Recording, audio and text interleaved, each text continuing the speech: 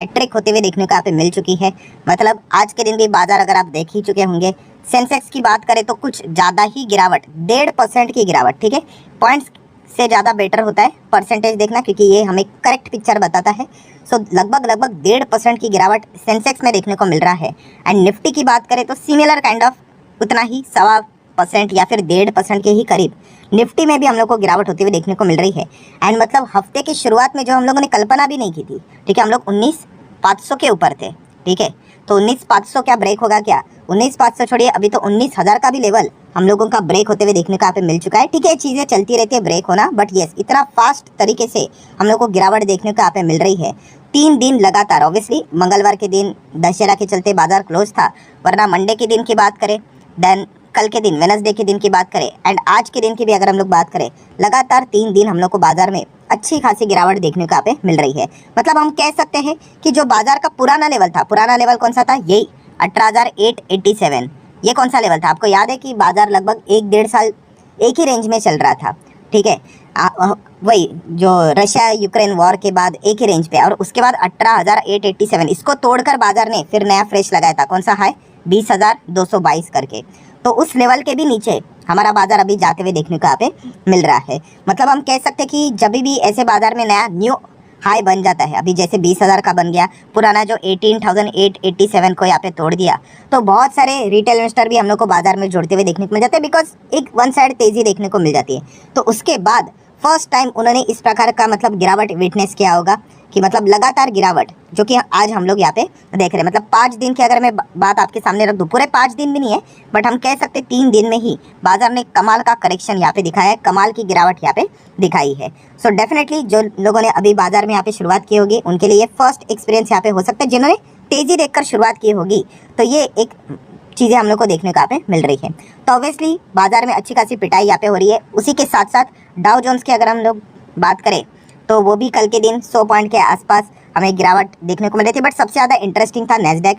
Nasdaq ने 2.5% की गिरावट दिखाई थी, बहुत ही ब्रूटल गिरावट हम यहाँ पे कह सकते हैं। और इसके पहले भी अगर हम लोग 5 दिन की बात करें, तो नेस्डैक 5 दिन में 4% गिरा है। सो नेस्डैक जब भी इस प्रकार से पिटता है, हमारे IT इंडेक्स के लिए एक नेगेटिव साइन हम लोग को जाते हुए देखने को मिल जाता है। एंड नेस्डैक की अगर हम लोग बात करें, तो जो गूगल की पेरेंट कंपनी है अल्फ़ाबेट की बात करें, तो 9.5% गिरा था। बाप रे बाप, इतना भयंकर गिरावट। ऑब्वियसली अमेरिकन बाजार की बात करें, वहाँ पे हम लोग को कोई सर्किट देखने को नहीं मिलते, तो इस प्रकार का नज़ारा वहाँ पे देखने को मिल जाता है। बट स्टिल अल्फ़ाबेट कोई छोटी मोटी कंपनी, बहुत बड़ी कंपनी है, ठीक है। मतलब जो हम लोग फैंग बोलते हैं, अभी फैंग तो नहीं रहा, मैंग हो गया, ठीक है। तो उससे से रिलेटेड ये कंपनी देखने को मिल जाता है। इतना बड़ा अगर गिरेगा अल्फ़ाबेट जैसी कंपनी, तो नैस्डैक की तो हालत ख़राब होगी। तो ग्लोबल बाजार में हम लोग को सेम चीज़ें देखने को मिली है। मतलब आप मेजर ग्लोबल इंडाइसेस को भी चेक करोगे, तो सेम काइंड ऑफ परफॉर्मेंस आपको आज के दिन भी देखने को मिला है, ठीक है। इटली के बाजार की बात करें तो थोड़ा बहुत यहाँ पे ठीक है, वरना बाकी के भी अगर हम लोग कहें, यूरोपियन बाजार जो मेजर हम लोग कौन से देखते हैं, जर्मनी का डैक्स 1.5% डाउन, फुट्सी की बात करें तो 0.77% डाउन, फ्रांस के बाजार की बात करें तो 0.85% डाउन। मतलब ग्लोबल लेवल पे सेल ऑफ हम लोग को होते हुए देखने को मिल रहा है। मतलब हम अकेले नहीं चल रहे हैं, पूरे दुनिया भर के बाजार में हम लोग को ये जो प्रेशर देखने को मिल रहा है, इसी चीज़ के चलते गिरावट यहाँ पे हो रही है। एंड डाउ जोन्स के फ्यूचर की भी बात करें तो 100 पॉइंट यहाँ पे डाउन है, एंड बहुत भयंकर लेवल की वॉलेटिलिटी नज़र आ रही है। मतलब ये कोई स्टॉक नहीं है, ये एक इंडेक्स लेवल की वॉलेटिलिटी हम लोग को देखने को यहाँ पे मिल रही है। सो डेफिनेटली मतलब अगर यहाँ पे देखा गया, तो हमारे जितने भी आज के दिन के भी जो इंडेक्स देखने को मिल जाते हैं, इंडेक्सेस देखने को मिल जाते हैं, निफ्टी 50 लार्ज कैप की बात करें, नेक्स्ट 50, इनमें भी हम लोग को लार्ज कैप ही यूजुअली देखने को मिल जाते हैं। इन हर किसी में हम लोग को बड़ी गिरावट ही देखने को यहाँ पे मिली है। मिड कैप की भी बात करें तो अगेन मिड कैप हम लोग को 1.5% यहाँ पे गिरते हुए देखने को यहाँ पे मिल चुका है, ठीक है। विक्स की अगर हम लोग बात करें, दर्शाता है कि वॉलेटिलिटी कितनी ज़्यादा है करके। एंड स्मॉल कैप की भी अगर हम लोग यहाँ पे बात करें, तो अच्छी खासी पिटाई, मतलब हर एक इंडेक्स में ज़बरदस्त हम लोग को गिरावट होती हुई देखने को मिल रही है। मतलब आपके पास लार्ज कैप होगा, या फिर मिड कैप होगा, या फिर स्मॉल कैप होगा, तो ज़बरदस्त गिरावट आपके पोर्टफोलियो में ज़रूर देखने को यहाँ पे मिली होगी। कुछ दिनों पहले पोर्टफोलियो बहुत अच्छा खासा देखने को मिल रहा था, और आज के दिन 3 दिनों के बाद ज़बरदस्त पिटाई होते हुए देखने को यहाँ पे मिली है। तो बहुत ज़बरदस्त डैमेज भी पोर्टफोलियो में हर किसी के देखने को यहाँ पे मिल रहा है। इसमें कोई बड़ी बात नहीं है, चाहे फिर आप हो, मैं हो, या फिर कोई और हो, तो ये चीज़ें हम लोग को देखने को यहाँ पे मिल रही है।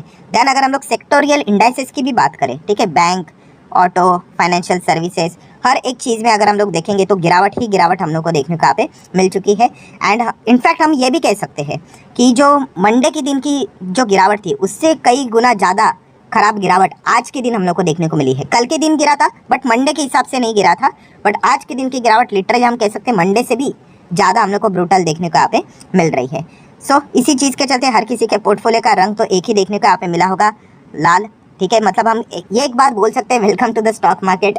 ठीक है, जो एकदम मार्केट को लाइटली यहाँ पे समझते हैं, ठीक है, तो उनके लिए एक बहुत ही अच्छा खासा मतलब झटका रहेगा कि मार्केट किस प्रकार से यहाँ पे चलता है करके। ठीक है, ये चीज़ें हजम करनी यहाँ पे आनी चाहिए। इसके पहले भी हम लोगों ने कोविड जैसे बहुत सारी चीज़ें यहाँ पे देख ली है। हाँ, बुरा तो यहाँ पे लगता है, वो तो हम कुछ यहाँ पे कर नहीं सकते। कल का वीडियो तो आप लोगों ने देखा ही होगा। फंडामेंटली स्ट्रॉन्ग शेयर्स को पिक करके रखना ये हमारे हाथ में यहाँ पे होता है। सो मेजर रीजंस की अगर हम लोग बात करें कि भाई क्या प्रॉब्लम क्या है बाजार को, क्या ऐसी कौन सी ऐसी चीज़ है कि मतलब जो ठीक होगी तो बाजार भी हमारा ठीक यहाँ पे हो सकता है। तो मेजर प्रॉब्लम दोस्तों हम कह ही सकते हैं global market. And global market भी जब भी हम लोग बोलते हैं आप खास करके अमेरिका ही पकड़ लेना।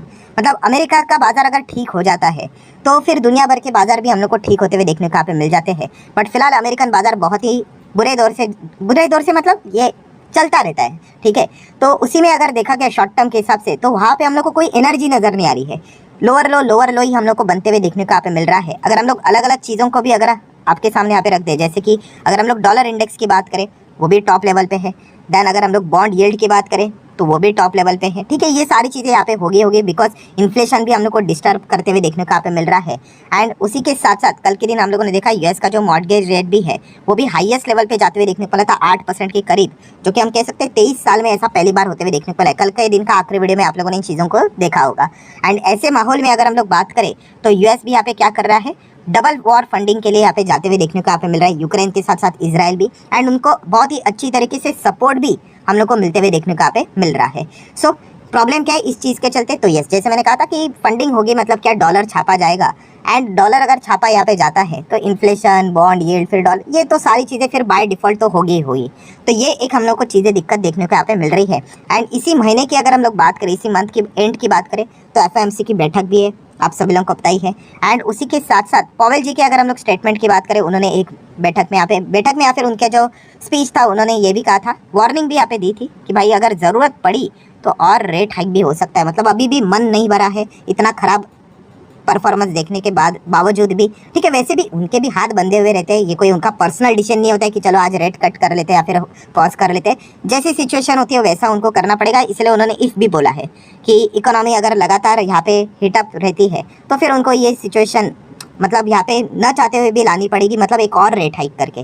तो ये सब कुछ अगर हम लोग जोड़कर देख ले तो अमेरिकन बाजार में मतलब कोई अच्छा पॉजिटिव खबर हम लोग को देखने को यहाँ पे फिलहाल तो नहीं मिल रहा है। ठीक है, छोटा मोटा एकदम बेसिक तेजी यहाँ पे आ जाता है बट वो टिक नहीं पाता है। एंड अगर तेजी भी आ गई तो इतनी सी आ जाती है और गिरावट तो उससे डबल देखने को यहाँ पे मिल जाती है। तो पिछले 5 दिन में अमेरिकन बाजार 2% डाउन, महीने भर में 1.73% डाउन, 6 महीने में भी अभी गिरावट हम लोग को मतलब जितनी अच्छी बढ़त थी वो कुछ ही टाइम में हम लोग को लूज होते हुए देखने को यहाँ पे मिल चुके हैं लोअर लो के चलते। सो मेजर हम यही कह सकते हैं दोस्तों कि अमेरिकन बाजार का ठीक होना बहुत इंपॉर्टेंट है। दुनिया भर के बाजार ऐसे ही चल रहे हैं दोस्तों, सिर्फ हमारा निफ्टी नहीं, अब बाकी यूरोपियन बाजार को भी देख सकते हो, सेम सिनेरियो हम लोग को देखने को यहाँ पे मिल रहा है। सो हर किसी का फोकस इधर ही है। एंड शॉर्टेस्ट इवेंट कौन सा अभी तक देखा गया तो एफओएमसी की बैठक है, वो एक अभी आने वाले 2-3 हफ्ते के बीच में ही हम लोग को देखने को यहाँ पे मिल जाएगा। सो ये एक मेजर पॉइंट है। देन बाकी अगर हमारे बाजार की बात करें, एचडीएफसी का ठीक होना इंपॉर्टेंट रहता है, बट ये तो 2-2.25% गिरते हुए देखने को मिल रहा है। देन सेकंड हमारा बड़ा स्टॉक रिलायंस इंडस्ट्री, ये भी निफ्टी को सहारा देने की कोशिश करता है बट फिलहाल तो कोई सहारा नहीं है, 1.5% मतलब जो बड़े बड़े पिलर्स है वो भी यहाँ पे कोई सपोर्ट नहीं कर रहे हैं। तो निफ्टी का तो फॉल होना एक आम बात हम लोग को देखने को यहाँ पे मिल ही जाती है। तो कहीं से भी सपोर्ट यहाँ पे नहीं मिल रहा है, तो बहुत ही अच्छा खासा पिटाई बाजार में होते हुए देखने को मिल रहा है।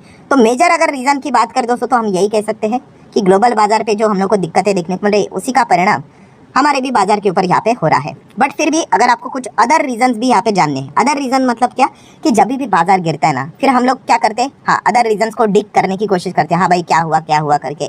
तो उसमें तो एक तो पॉइंट हम लोग को पता ही है कौन सा वाला, भाई पैलेस्टाइन इजराइल, इसके ऊपर तो फोकस रहेगा। कोई भी वॉर रुकने के आसार नज़र यहाँ पे नहीं आ रहे हैं, दोनों तरफ से हम लोग को एग्रेसिवनेस देखने को यहाँ पे मिल रहा है। हाँ बट फिर भी अगर देखा गया तो क्रूड ऑयल हमारे नज़रों के ऊपर रहता है। क्रूड में 1% की गिरावट, मतलब यहाँ पे अगर एकदम ही एक्सट्रीम कोई तेजी आ गई तो हम कह सकते हैं कि इजराइल से रिलेटेड कोई खबर है करके। वैसे तो इजराइल का बाजार में भी हम लोग को नियर बाय 1% का फॉल देखने को यहाँ पे मिल रहा है।